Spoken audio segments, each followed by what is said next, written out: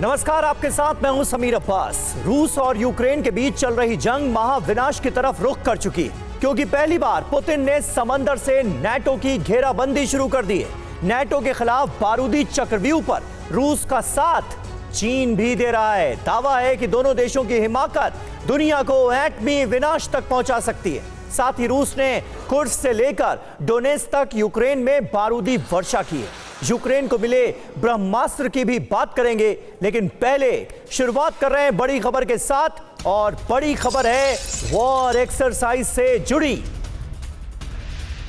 Ukraine जंग के बीच रूस और चीन का बारूदी ट्रेलर नजर आया है। सोवियत युग के बाद यह सबसे बड़ी वॉर ड्रिल मानी जा रही है। समंदर में वॉरशिप बरसा रहे हैं बारूद। ये देखिए तस्वीरें, जापान के पास रूस और चीन की ये वॉर एक्सरसाइज हो रही है, और इसकी तस्वीरें इस वक्त आप टीवी 9 भारतवर्ष पर देख रहे हैं।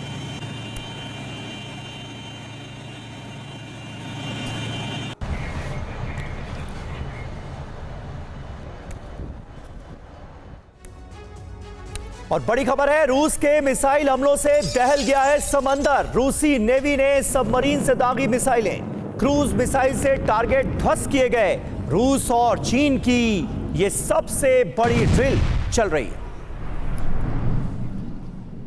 तो ये तस्वीरें आप देखिए, रात के अंधेरे में किस तरह से सबमरीन्स का इस्तेमाल करते हुए इस वॉर एक्सरसाइज को आगे बढ़ाया जा रहा है। सबमरीन्स देख सकते हैं आप इन तस्वीरों में, कैसे मिसाइलें दागी जा रही हैं, कैसे रूस और चीन मिलकर इस वॉर ड्रिल को रात के अंधेरे में भी अंजाम दे रहे हैं। तस्वीरें आपके सामने।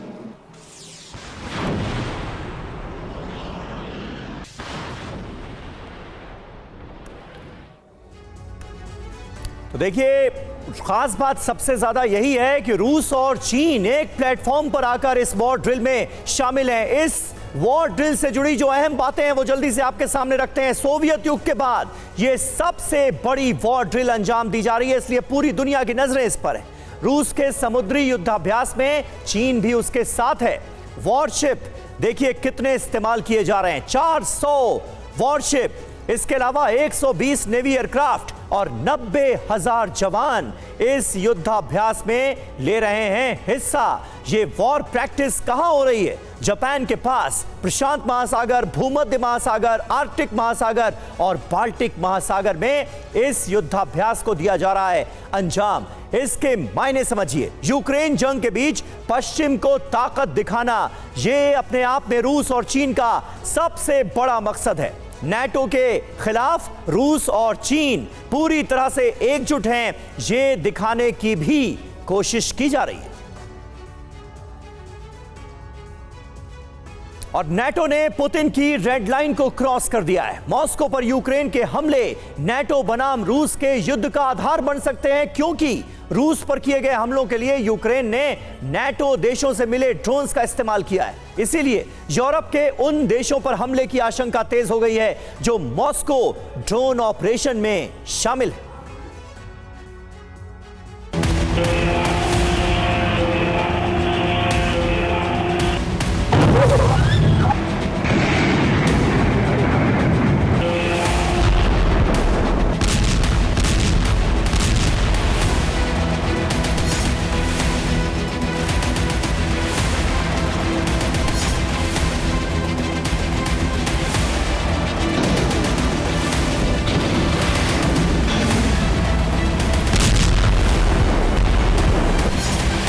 रूस की राजधानी मॉस्को पर 9 और 10 सितंबर को जो अग्निवर्षा की गई, उसकी मुख्य भूमिका में यूक्रेन है।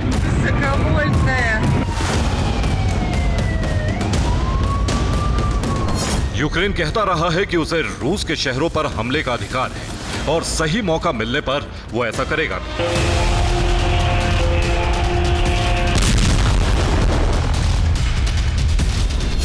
लेकिन सही मौका, सटीक जानकारी, हर मिनट के ऑपरेशन की तैयारी, इन सब के पीछे अकेला यूक्रेन नहीं।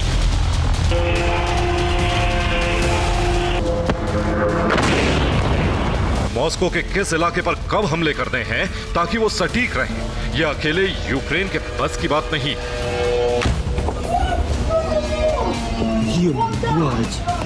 इन हमलों को डिजाइन करने के पीछे अमेरिका सहित यूरोप के कई देश हैं।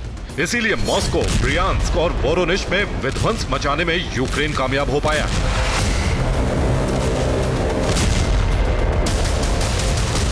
खुफिया रिपोर्ट है कि अलग अलग देशों ने इन हमलों को अंजाम देने में अपनी अपनी भूमिका निभाई है।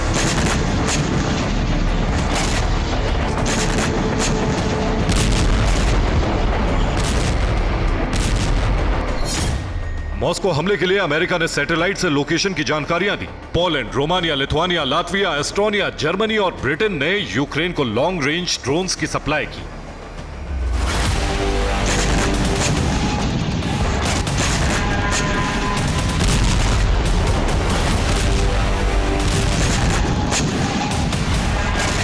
हमले 9 सितंबर की रात को शुरू किए गए। ओपन इंटेलिजेंस सोर्स की रिपोर्ट है कि 9 सितंबर की रात को अमेरिका ने ही कीव को इंटेलिजेंस इनपुट दिया।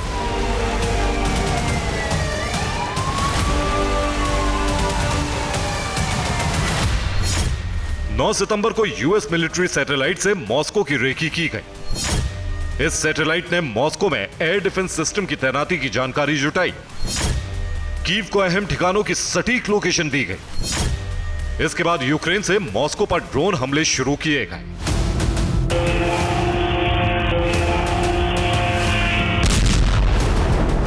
यूक्रेन ने फिलहाल मॉस्को तक हमले किए हैं, लेकिन रिपोर्ट यह भी है कि यूक्रेन रूस के कई शहरों पर एक साथ हमले करने वाला है।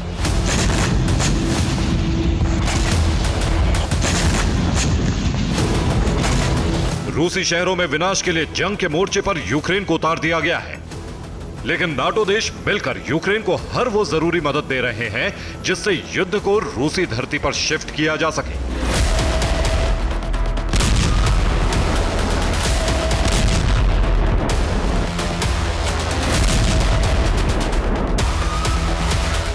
रिपोर्ट यह है कि नाटो देश अब रूस के पूर्वी छोर तक यूक्रेन के जरिए हमले कराने का प्लान तैयार कर चुका है और ये हमले लॉन्ग रेंज ड्रोन से किए जाएंगे।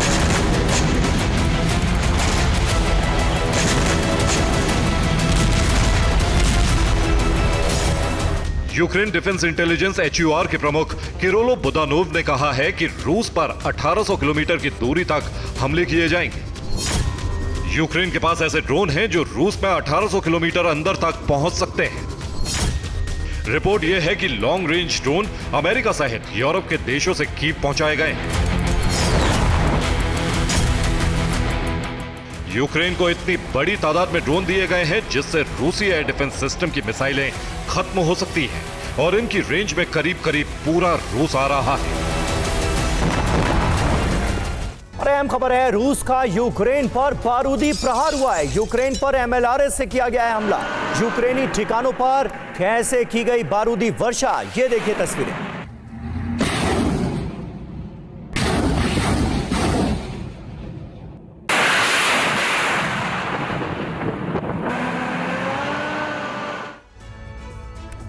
और वहीं कुर्स्क में रूस का विनाशक प्रहार सामने आया है। युद्धक हेलीकॉप्टर से बरसाई गई मिसाइलें। यूक्रेनी सैन्य ठिकानों को देखिए कैसे बनाया गया है निशाना। रूसी हमले में यूक्रेन को भारी नुकसान की खबर है।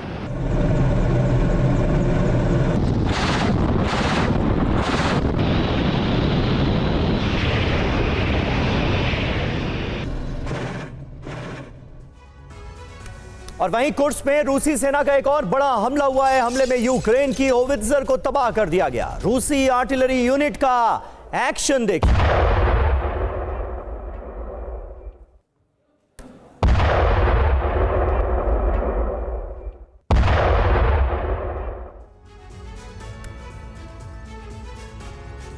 तो यूक्रेनी सेना का कुर्स्क अभियान एक बहुत भारी भूल साबित होने वाला है। कुर्स्क में रूसी सेना ने यूक्रेनी फौज का संघार शुरू कर दिया है, तो वहीं रूसी सेना अब पूर्वी यूक्रेन में हावी होती दिख रही है। डोनेत्स्क में रूसी सेना बेहद तेज रफ्तार के साथ आगे बढ़ रही है। पोक्रोवस्क से सिर्फ 20 किलोमीटर दूर तक रूसी सेना का काफिला पहुंच चुका है।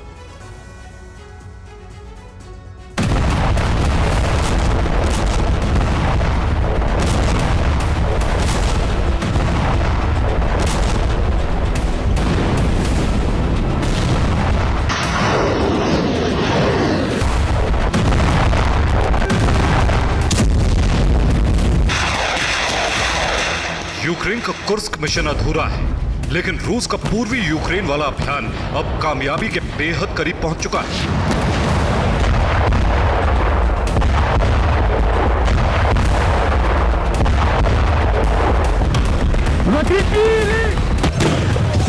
कुर्स्क में यूक्रेनी सैनिकों की घेराबंदी के बीच पुतिन ने जिस रणनीति के साथ पूर्वी यूक्रेन का मिशन चलाया, वो यूक्रेन के लिए बहुत बड़ी हार साबित होने वाली है।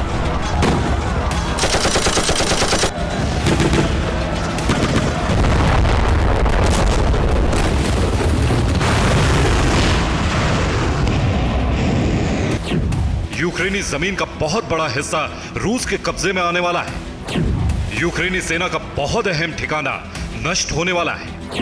डोनेस्क और लुहांस्क की लड़ाई लड़ना मुश्किल हो जाएगा।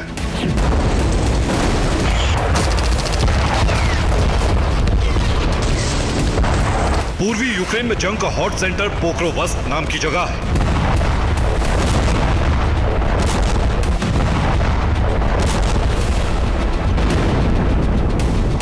पूर्वी यूक्रेन में इसी जगह से युद्ध की कमान संभाली जाती रही।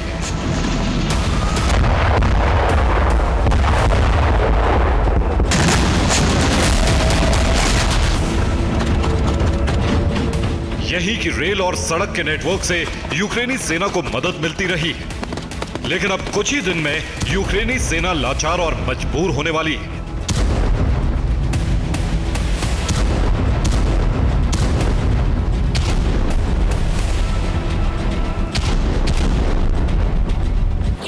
क्योंकि रूसी सेना पोक्रोवस्क के बेहद करीब तक पहुंच चुकी है।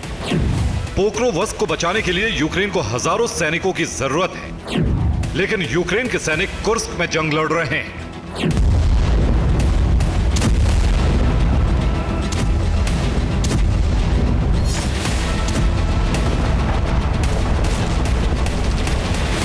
रूस की सेना जिस तरह से हमला कर रही है, उससे अंदाजा लगाया जा रहा है कि रूस को फिलहाल किसी बड़ी जीत को हासिल करने की हड़बड़ी नहीं है। एक्सपर्ट्स के मुताबिक रूस न सेना होगी न युद्ध होगा वाले फॉर्मूले पर काम कर रहा है।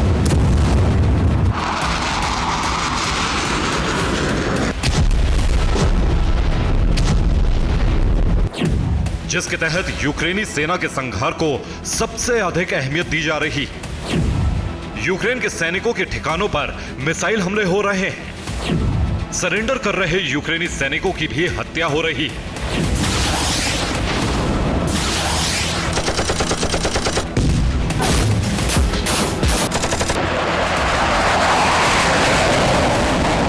खार्किव में यूक्रेनी सेना के पलटवार का जवाब देते हुए एक यूक्रेनी कमांड सेंटर को नष्ट कर दिया गया। यहां यूक्रेन के कई अफसर भी मौजूद थे। हमले में यूक्रेन के 8 सैन्य वाहन नष्ट हो गए। 80 यूक्रेनी सैनिकों की भी मौत हो गई। खार्किव में मौजूद नाटो देशों से आए हथियारों को भी नष्ट किया जा रहा है। खार्किव में एक और अमेरिकी ब्रेडली वाहन नष्ट कर दिया गया।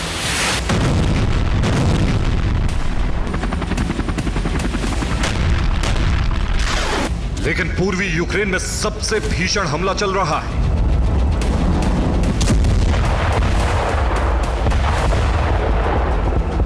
कुपियांस्क में रूस फ्लाइट बम से हमले कर रहा है। रूसी हमले में कुपियांस्क की एक इमारत मलबे में तब्दील हो गई। दावा है कि इमारत में यूक्रेन ने हथियारों का गोदाम बनाया था।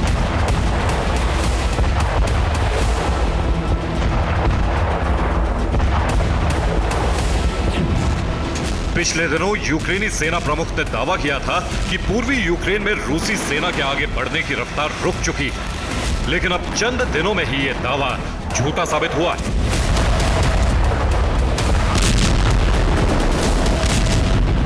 रिपोर्ट के मुताबिक रूसी सेना पोक्रोवस्क के बेहद करीब तक पहुंच चुकी है।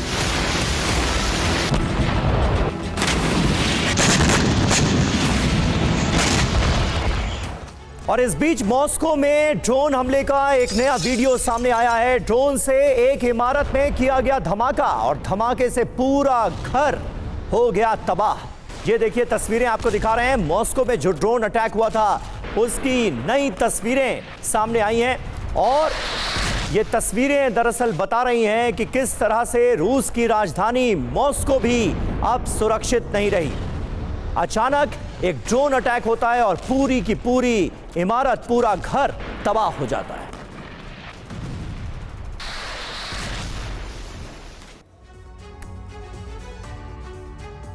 और रूस की धमकी के बाद नाटो की जंगी तैयारी भी सामने आई है। रूस के करीब नाटो की वॉर एक्सरसाइज शुरू हो गई है। फॉक्सट्रॉट 24 एक्सरसाइज में नाटो देखिए कैसे शक्ति प्रदर्शन कर रहा है। नाटो कई देशों की सेना के साथ दरअसल अपनी ताकत दिखाने की कोशिश में है। तस्वीरें नाटो की वॉर एक्सरसाइज की आपके सामने है।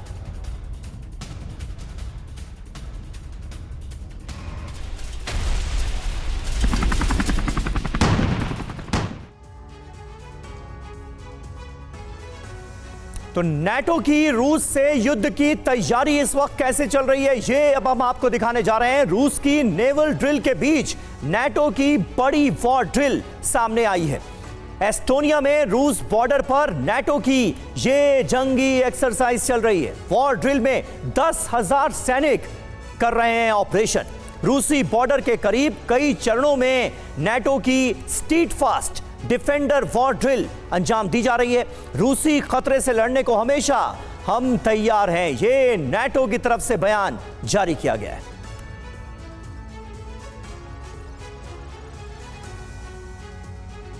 और 26 अगस्त को यूक्रेनी वायुसेना का F-16 लड़ाकू विमान ओडेसा में क्रैश हुआ। इस लड़ाकू विमान के क्रैश से जुड़ी कई सारी थियरीज दुनिया के सामने आई हैं, मगर अब रूसी डिफेंस की तरफ से यह दावा किया गया है कि ओडेसा में F-16 लड़ाकू विमान को रूस के आसमानी जंगबाज ने मार गिराया।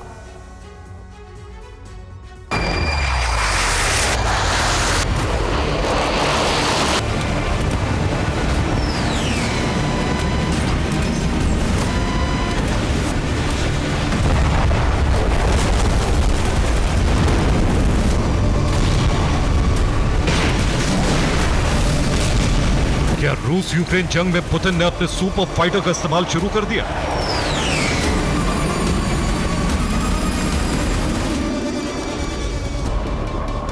क्या रूस के 5th जनरेशन फाइटर जेट के प्रहार से एयर जोन थर्रा चुका है?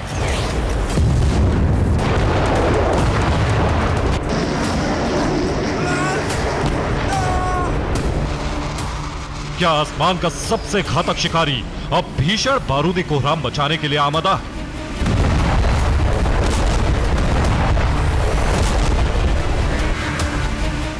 अब तक यही खबरें सामने आ रही थी कि जल्द ही रूसी डिफेंस Su-57 फाइटर जेट को वॉर जोन में झोंक सकता है।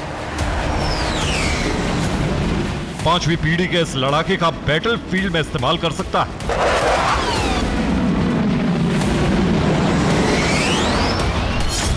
लेकिन इसी बीच दावा यह किया जा रहा है कि रूस के Su-57 फाइटर जेट ने यूक्रेन के F-16 विमान को मार गिराया। ओडेसा के एयर जोन में F-16 फाइटर जेट मिसाइल हमले में तबाह हुआ। रूसी डिफेंस ने F-16 विमान को Su-57 से मार गिराने का दावा किया। आपको बता दें कि करीब 2 सप्ताह पहले यानी 26 अगस्त को यूक्रेनी वायुसेना के F-16 विमान के क्रैश होने की खबर सामने आई। उस दौरान F-16 फाइटर जेट के क्रैश को लेकर कई दावे किए गए, तमाम तरह की आशंकाएं भी जताई गई। वो ये कि क्रैश की पहली थ्योरी F-16 विमान को रूसी मिसाइल ने हमले में तबाह किया। क्रैश की दूसरी थ्योरी पेट्रियट एयर डिफेंस की गलती से F-16 हादसे का शिकार हुआ। क्रैश की तीसरी थ्योरी F-16 विमान उड़ा रहे पायलट की चूक से विमान ध्वस्त हुआ। हालांकि यूक्रेन, अमेरिका या फिर नाटो की तरफ से F-16 फाइटर जेट के तबाह होने से जुड़ा कोई बयान सामने नहीं आया, मगर इस घटना के 2 सप्ताह पर रूस ने दावा किया है कि ओडेसा में यूक्रेनी वायुसेना का जो F-16 विमान शॉट डाउन किया गया, उसे रूसी वायुसेना के Su-57 फाइटर जेट ने डॉग फाइट में तहस नहस कर दिया।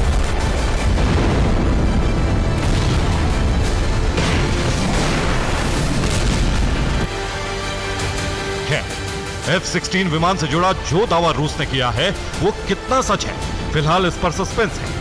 मगर हैरानी इस बात की है कि अगर यूक्रेन के खिलाफ जंग में पुतिन ने Su-57 को उतार दिया है, तो फिर पुतिन का सुपर फाइटर सब कुछ तबाह करने का दम रखता है। और वॉर जोन में Su-57 की एंट्री से यूक्रेन ही नहीं बल्कि नाटो, यूरोपीय देश और यहां तक कि अमेरिका के लिए भी खतरे की घंटी।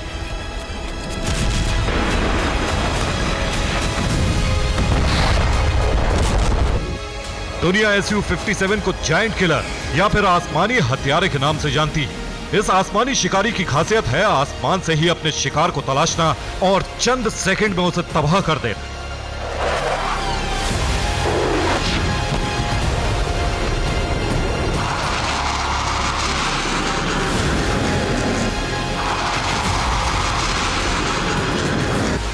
दुश्मन के एयर डिफेंस सिस्टम को ध्वस्त करना हो, अपने अड्डे से ही दुश्मन के एयरबेस पर नजर रखनी हो, तो सुखोई SU-57 का कोई सानी नहीं, क्योंकि इसे बनाने में ऑटोमेशन और आर्टिफिशियल इंटेलिजेंस का इस्तेमाल किया गया है, जो इसे सुपर एडवांस फाइटर जेट बनाता है।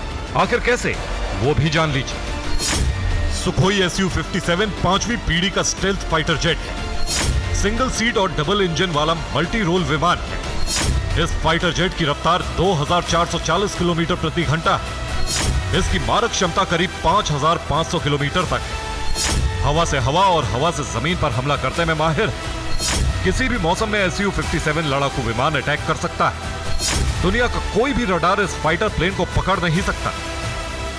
अब आपको बता दें कि SU-57 में लगने वाली सभी मिसाइलें BVR यानी बियॉन्ड विजुअल रेंज की, यानी एक बार टारगेट सेट होने के बाद ये हर हाल में उसे तबाह करती, नेस्त नाबूद करती। इसी मिसाइल पावर के दम पर रूस का ये जंगबाज एयरफील्ड का मोस्ट पावरफुल किलर बना।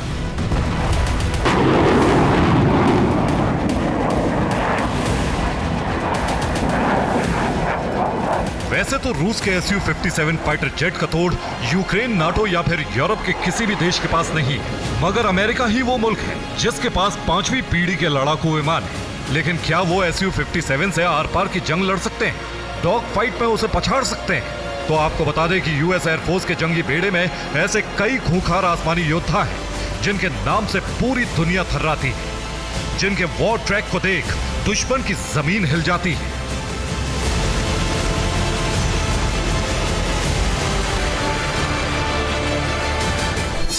इस फहरिस्त में पहला नाम F-22 रैप्टर का है, जिसे एयरफील्ड का विध्वंसक लड़ाका माना जाता है। इसके अलावा अमेरिकी वायुसेना के पास F-35 स्टेल्थ फाइटर जेट है।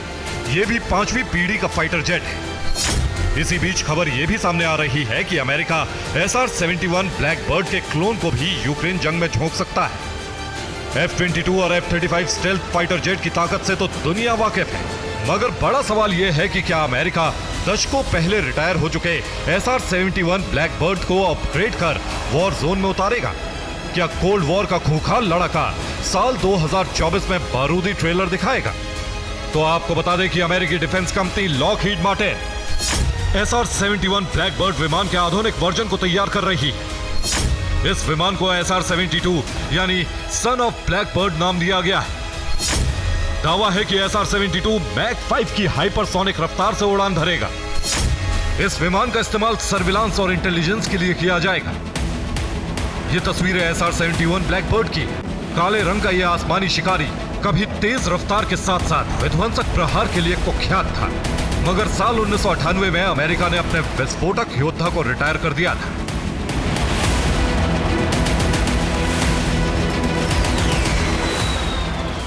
अब इसी लड़ाके को लॉकहीड मार्टिन नए अवतार में पेश करने की तैयारी में जुटी है। ऐसे में अब यह देखना होगा कि क्या SR-72 की रूस यूक्रेन जंग में एंट्री हो सकती है। Bureau report, TV9 Bharatvarsh. और इस बीच जंगी मैदान में ग्रेनेड लॉन्चर ड्रोन्स नजर आए हैं। यूक्रेन ने इस ड्रोन का परीक्षण किया है। ये देखिए तस्वीरें, रूसी ठिकानों पर ग्रेनेड अटैक की तैयारी कैसे कर रहा है यूक्रेन, ये इन तस्वीरों से साफ होता है। एक के बाद एक लगातार रूस के तमाम शहरों को ड्रोन के जरिए ही निशाना बनाया गया और अब एक नए तरह के ड्रोन का परीक्षण किया जा रहा है यूक्रेन में। ग्रेनेड लॉन्चर ड्रोन्स, किस तरह से टेस्टिंग इसकी की जा रही है, ये देखिए तस्वीरें।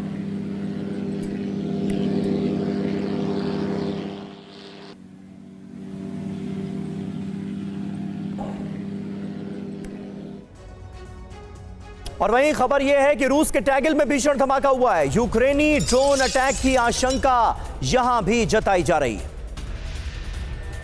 तो तस्वीरें आपको दिखाते हैं। रूस के टैंगल में भीषण धमाका हुआ है और इसके बाद कयास यही लगाए जा रहे हैं, आशंका यही जताई जा रही है कि इसके पीछे यूक्रेन का हाथ है।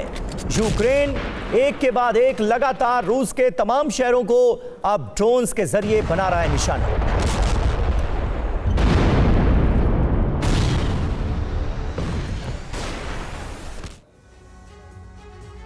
और जल्दी रूस पर अमेरिकी हथियारों से हो सकते हैं हमले। कीव को अमेरिकी हथियारों से हमले की इजाजत मिल सकती है। अमेरिकी विदेश मंत्री एंटनी ब्लिंकन का इसे लेकर बड़ा बयान सामने आया है। कहा गया है कि यूक्रेन की मांग पर जल्द ही अमेरिका मोहर लगा सकता है। लॉन्ग रेंज के वेपन से हमलों के लिए बाइडेन का इनकार नहीं।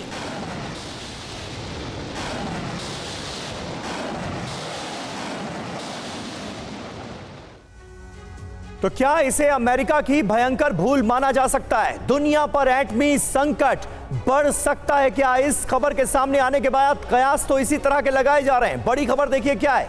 यूक्रेन अमेरिकी हथियारों से रूस में हमला कर पाएगा और इसके लिए ग्रीन सिग्नल देता हुआ कौन नजर आ रहा है?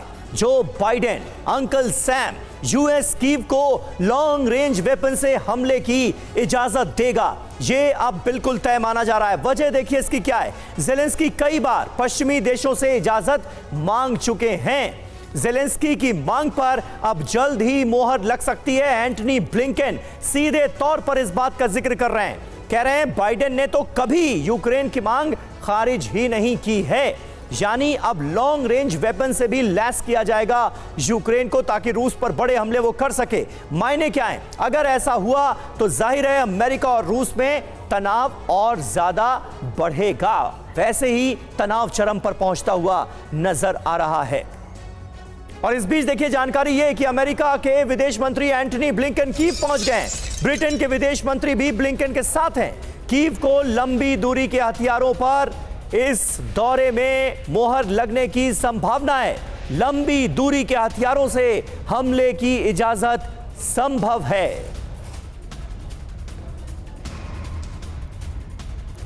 तो ये अहम खबर और इससे जुड़ी तस्वीरें आपके सामने हैं। एक तरफ एंटनी ब्लिंकन का बयान जिसमें कहा यह गया है कि लॉन्ग रेंज के वेपन्स जल्द ही यूक्रेन को मुहैया कराए जा सकते हैं, और दूसरी तरफ अमेरिकी विदेश मंत्री एंटनी ब्लिंकन यूक्रेन की राजधानी कीव पहुंच गए हैं। ज़ेलेंस्की से उनकी मुलाकात होगी। ब्रिटेन के विदेश मंत्री भी ब्लिंकन के साथ हैं। यानी अमेरिका और ब्रिटेन दोनों देशों के विदेश मंत्री कीव पहुंचे हुए हैं। कीव को लंबी दूरी के हथियारों पर इस दौरे में मोहर संभव है।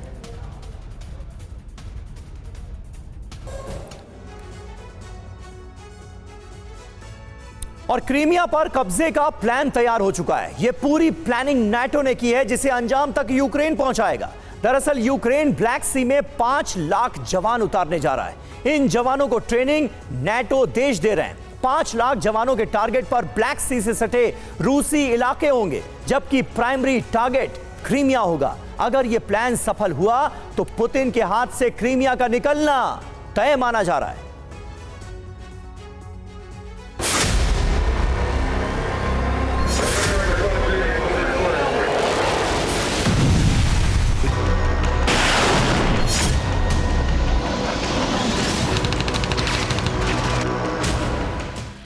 सितंबर को ज़ेलेंस्की जर्मनी पहुंचे, नाटो के अधिकारियों से बात की, लॉन्ग रेंज हथियारों की मांग की, जो अब भी विचाराधीन है। लेकिन इस मीटिंग में एक ऐसे प्लान पर मोहर लगी जो रूसी राष्ट्रपति को सबसे बड़ा झटका है।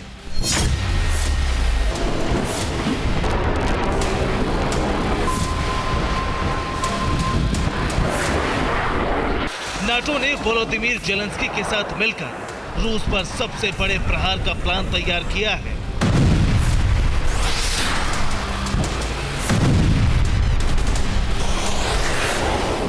नाटो के इस प्लान का वॉर ग्राउंड होगा ब्लैक सी और टारगेट होगा क्रीमिया।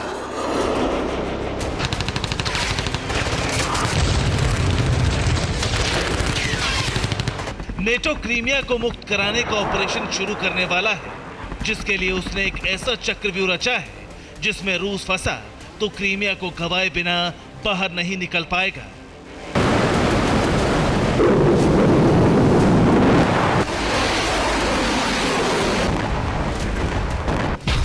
नेटो ने ऑपरेशन ब्लैक सी तैयार किया है।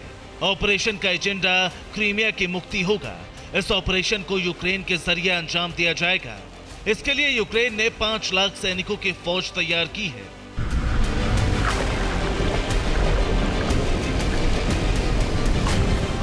यूक्रेन के इन 5 लाख सैनिकों को समंदर में जंग लड़ने की खास ट्रेनिंग दी जा रही है।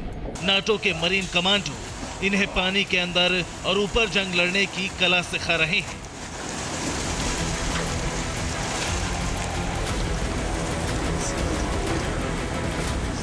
सैनिकों की ट्रेनिंग के बाद नाटो का ग्रीन सिग्नल मिलते ही जेलेंस्की के जवान ब्लैक सी के जरिए रूस की धरती पर हमला कर देंगे। माना जा रहा है कि यह हमला सर्दियां खत्म होने के बाद मार्च के पहले हफ्ते में हो सकता है।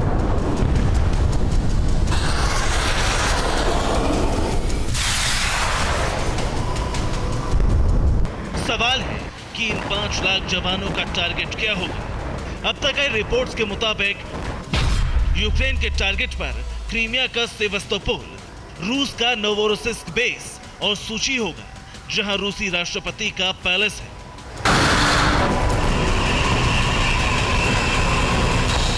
हालांकि यूक्रेन की कोशिश ब्लैक सी से लगती रूस की पूरी कोस्ट लाइन को दहलाने की होगी, ताकि रूस अपना फोकस क्रीमिया से शिफ्ट करने के लिए मजबूर हो जाए और यूक्रेन क्रीमिया में ताकत झोंककर उस पर वापस कब्जा कर ले।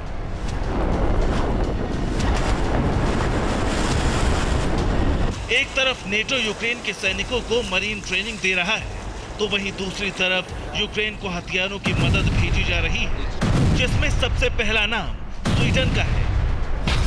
स्वीडन रूस को 3,720 करोड़ रुपए के हथियार भेजने वाला है।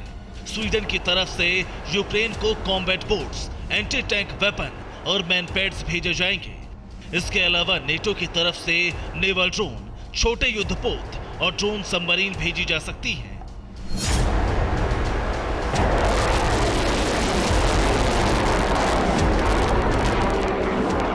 साफ है, ऑपरेशन ब्लैक सी से पहले नाटो फुल प्रूफ तैयारी करना चाहता है, ताकि हर हालात में मिशन सफल बनाया जा सके।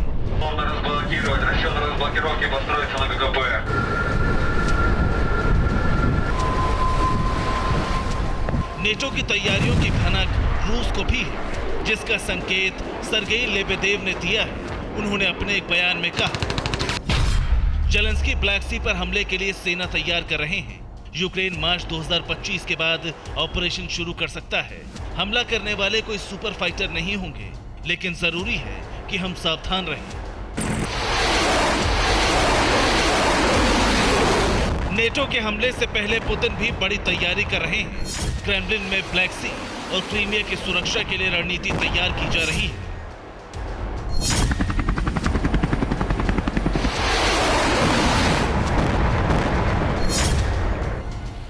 माना जा रहा है कि पुतिन सर्दियों से पहले ओडेसा पर हमले का आदेश दे सकते हैं।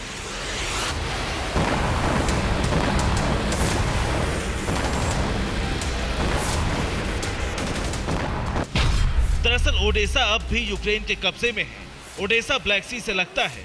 माना जा रहा है कि ब्लैक सी में अटैक ओडेसा से होगा। रूस की कोशिश हमले से पहले इस पर कब्जे की है।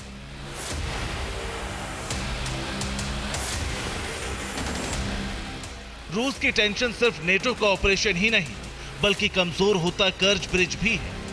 ये कर्ज ब्रिज की लेटेस्ट तस्वीरें हैं, जिन्हें आतिश ब्रिगेड ने जारी किया है। इन तस्वीरों में कर्ज ब्रिज का क्षतिग्रस्त हिस्सा नजर आ रहा है। दावा है कि ब्रिज का स्ट्रक्चर बेहद कमजोर हो चुका है। और लौटते हैं देश की खबरों की तरफ। पटना गांधी मैदान ब्लास्ट केस से जुड़ी बड़ी खबर आ रही है। हाईकोर्ट ने निचली अदालत का फैसला बदला है। हाईकोर्ट ने फांसी की सजा को उम्र कैद में बदला। 4 दोषी हैदर अली, मोजिबुल्लाह, नोमान और इम्तियाज की फांसी को उम्र कैद में बदला गया है। 2 दोषियों उमर और अजहरुद्दीन को पहले ही उम्र कैद की सजा मिली थी। उम्र कैद की सजा बरकरार रखी गई। तो ये बड़ी खबर सामने आ रही है।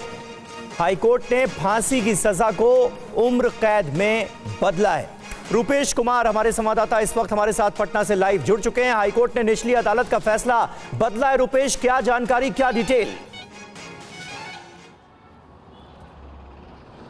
देखिए, पटना की निचली अदालत ने 6 लोगों को सज़ा सुनाई थी, उनको कन्विक्टेड घोषित किया था, जिसमें से 4 लोगों को फांसी की सज़ा सुनाई थी और 2 को उम्र कैद दिया था। लेकिन उसके खिलाफ पटना हाई कोर्ट में चले गए थे और आज पटना हाई कोर्ट ने निचली अदालत के फैसले को एक तरह से पलट दिया है।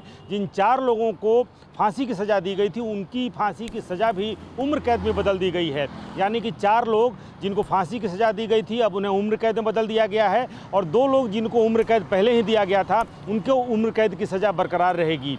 2014 में जब चुनाव प्रचार के दौरान प्रधानमंत्री पद के उम्मीदवार थे नरेंद्र मोदी और पटना के गांधी मैदान में उनकी एक रैली होने वाली थी और उसी रैली के दौरान सीरियल बम ब्लास्ट हुआ था, जिसमें 7 लोगों की मौत हो गई थी। पटना एयरपोर्ट पर जैसे ही नरेंद्र मोदी उतरे थे, उनको बताया गया था कि पटना गांधी मैदान में जहां आपकी रैली होने वाली है, वहां पर बम ब्लास्ट हो रहा है। पटना जंक्शन पर भी ब्लास्ट हुआ था और पटना जंक्शन पर उतरने के बाद रांची से लोग आए थे और क्या मॉड्यूल था, किस तरीके से रेकी की गई थी, रांची में लोग इकट्ठा हुए थे, वहाँ पर उनको साजो सामान मिला था और वो जो बम को कनेक्ट कर रहा था, उसने अपने बॉडी में बम लगा रखा था और बैटरी से कनेक्ट करने के दौरान पटना जंक्शन पर पहला ब्लास्ट हुआ था और उसकी सूचना पटना पुलिस को पहुंची और उसके बाद से पटना पुलिस के होश फाख्ता हो गए, क्योंकि कुछ ही देर बाद नरेंद्र मोदी को लैंड करना था पटना में और पटना पुलिस ने जैसे ही पटना जंक्शन के प्लेटफॉर्म संख्या 10 पर यह सूचना मिली कि बाथरूम में एक व्यक्ति गया था और वहीं पर ब्लास्ट हुआ है और उसके बाद से उनको ये भी सूचना मिली। शुक्रिया। ये पूरी घटना, ये पूरी वारदात कैसे अंजाम दी गई थी, इसको आपने तफसील से बयां किया रुपेश, बहुत बहुत शुक्रिया।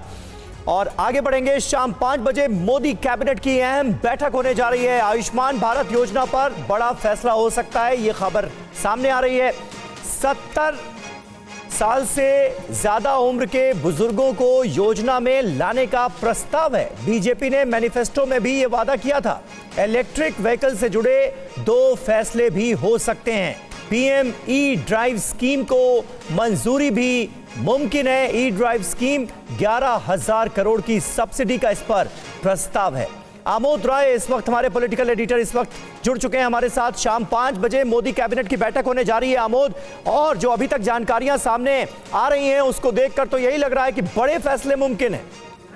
बिल्कुल समीर, जैसा कि अभी आपने बताया कि बीजेपी आज अपने मैनिफेस्टो में किए गए वायदे को पूरा कर सकती है, जिसमें कहा गया था कि 70 साल या उससे ज्यादा के लोगों को आयुष्मान कार्ड योजना के तहत लाया जाएगा। तकरीबन 7.5 करोड़ लोग देश भर में इस स्कीम का फायदा मिल सकता है। लिहाजा आज कैबिनेट में इस पूरे प्रक्रिया को प्रारंभ किया जाएगा और आज प्रस्ताव है कि इस योजना को लागू करने की प्रक्रिया से आरंभ की जाए।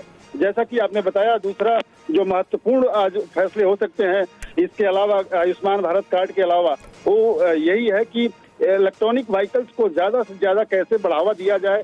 जो उस स्कीम चल रही थी पहले से फेम 3, उसका नाम आज चेंज करके E drive scheme, PM E drive scheme किया जाएगा और ऐसा सूचना मिल रही है कि 11,000 करोड़ रुपया की सब्सिडी देने का प्रस्ताव है इस पूरे प्रक्रिया में। इसके अलावा जो पब्लिक ट्रांसपोर्ट है उसमें इलेक्ट्रिक बसों को कैसे ज्यादा से ज्यादा बढ़ाया जाए, पीएम ई बस सेवा पेमेंट सिक्योरिटी मैकेनिज्म को भी आज मंजूरी दी जा सकती है। समीर, ठीक है, शुक्रिया आमोद आपका इस जानकारी के लिए। जी हां, खबर हरियाणा चुनाव से जुड़ी। हरियाणा के पूर्व गृह मंत्री अनिल विज ने TV9 भारतवर्ष से कहा, हरियाणा में बीजेपी तीसरी बार सरकार बनाएगी। अंबाला की जनता पर पूरा भरोसा है, कांग्रेस अंतरकलह का शिकार है, ये कहा है अनिल विज ने। आम आदमी पार्टी का सूरज अस्त हो चुका है, ये दावा कर रहे हैं अनिल विज। कांग्रेस में वर्चस्व की लड़ाई चल रही है। इन तमाम बातों का जिक्र TV9 भारतवर्ष के साथ इंटरव्यू में अनिल विज ने किया है। हरियाणा के पूर्व गृह और स्वास्थ्य मंत्री और सीनियर बीजेपी नेता अनिल विज अपना नामांकन दाखिल करने के लिए जा रहे हैं। हम बात करेंगे। विज साहब, क्या अपना नामांकन दाखिल कर रहे हैं, कितने आश्वस्त हैं अपनी जीत को लेकर? पूरी तरह से अंबाला छावनी की जनता पर मुझे पूरा भरोसा है। इस जनता ने मुझ जैसे साधनहीन व्यक्ति को 6 बार यहाँ से चुनाव जिताया है और अब भी सारा शहर मेरा नामांकन कराने के लिए साथ चल रहा है और भारी मतों से हम जीतेंगे। अच्छा, पूरे हरियाणा में क्या स्थिति देखते हैं बीजेपी की? नहीं, भारतीय जनता पार्टी तीसरी बार भारी बहुमत के साथ सरकार बनाने जा रही है। कांग्रेस तो अंतर कलह से डूब रही है, उनकी नैया में सुराख हो चुका है और उनका आपस में ही लड़कर एक दूसरे को हराएंगे। सर, कांग्रेस और आम आदमी पार्टी से कोई टक्कर मानते हैं? दोनों अलग अलग चुनाव मैदान में उतरे हैं। नहीं, आम आदमी पार्टी का सूरज तो अस्त हो चुका है। आप दिल्ली में देखो, जहां इनका गढ़ था, 7 सीटें हारे लोकसभा में। पंजाब में बुरा हाल हुआ और वो सारे प्रदेशों में जहां जहां इन्होंने खड़े किए थे, इनकी जमानत जब्त हुई है। ये जमानत जब्त पार्टी है जिनका अपना दिया बुझा हुआ है। और कांग्रेस के बारे में क्या कहेंगे? कांग्रेस का जहाज तो डूब रहा है, कांग्रेस तो पूरी तरह से खत्म होने जा रही है। अच्छा सर, एक सवाल है कि कांग्रेस अपना सीएम चेहरा नहीं डिसाइड कर पा रही। कभी शैलजा कहती हैं वो सीएम बनेंगी, कभी हुड्डा खेमे से आवाज आती है कि वो सीएम बनेंगे। देखिए, कांग्रेस पार्टी नहीं है, धड़े हैं, वर्चस्व की लड़ाई है। एक धड़ा दूसरे को नीचे गिराना चाहता है, इसीलिए ये कोई भी निर्णय नहीं कर पा रहे। तो अनिल विज अपनी जीत का दावा कर रहे हैं और सीधे तौर पे कांग्रेस को लेकर वो कह रहे हैं कि कांग्रेस और आम आदमी पार्टी से उनको कोई टक्कर नहीं है, कोई मुकाबला नहीं है। अंबाला कैंट से कैमरामैन वीर सिंह के साथ मोहित मल्होत्रा, TV9 भारतवर्ष। और आइए आगे बढ़ते हैं। देश के मशहूर खेल उद्यमी और फुटबॉल प्रेमी महान आर्यमन सिंधिया को Indian tigers and tigresses talent hunt का ब्रांड एम्बेसडर बनाया गया है। फुटबॉल में युवा खिलाड़ियों को बढ़ावा देने के लिए यह टैलेंट हंट आयोजित किया जा रहा है। बुंडेसलीगा और DFB पोकल के सहयोग से TV9 नेटवर्क की यह खास पहल है। इसका मकसद देश में युवा प्रतिभाओं की खोज करना और उनको प्रोत्साहित करना है। जो आपने माहौल बनाया है, ये फुटबॉल के लिए एक बहुत महत्वपूर्ण माहौल है। वो अवेयरनेस आ चुका है। नाउ वो टैलेंट जो है हमें टैप करना पड़ेगा।